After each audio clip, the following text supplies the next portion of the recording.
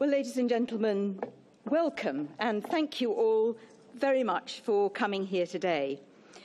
This meeting has been organised by the Friends of Free Iran in the European Parliament, and you know we enjoy support from about 300 MEPs from different political groups and from many countries. Now, we've gathered on the occasion of the International Human Rights Day, which is this coming Saturday. And we are absolutely delighted to have Mrs. Maryam Rajavi with us, who, as you all know, is President of the National Council of Resistance of Iran. I think you all know Madam Rajavi is regarded as the #1 enemy of the mullahs, because she leads an anti-fundamentalist movement which believes in a tolerant and democratic Islam, a secular government for a free future for Iran, and the abolition of the death penalty, which is very important for us here in Europe.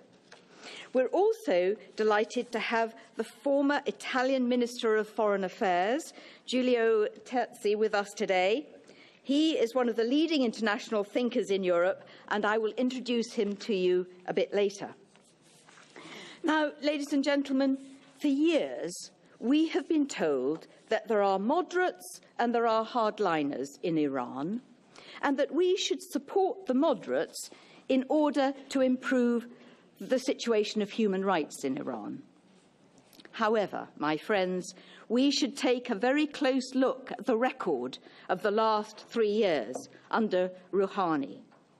More people have been hanged under the so-called moderate Rouhani than during the time of Ahmadinejad. But EU policymakers completely ignore these realities. They are advocating more trade and more business deals with this regime. But let us not forget that most of Iran's economy is run by the Islamic Revolutionary Guards, not by ordinary Iranian businessmen. So the EU policy has encouraged the mullahs to continue their internal repression and to carry on crimes in Syria in support of Bashar Assad. Just one example is the complete failure of the international community to deal with the mass executions in Iran, and in particular the massacre of 30,000 political prisoners, mainly from the PMOI, in 1988. Those responsible are still holding key positions. The current Minister of Justice in Rouhani's cabinet was a member of the Death Commission. It was responsible for thousands of executions. And he says, this is his poor Mohammadi, he says he's proud of his role in executing thousands of PMOI members in prison. This, frankly, shames the free world. It is totally unacceptable for the EU to remain silent and continue business as usual with such a regime.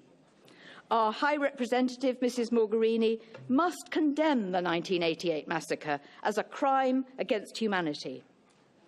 The EU should put firm conditions on its future relations with Iran. We must demand a stop to the execution of children. We must demand justice for women.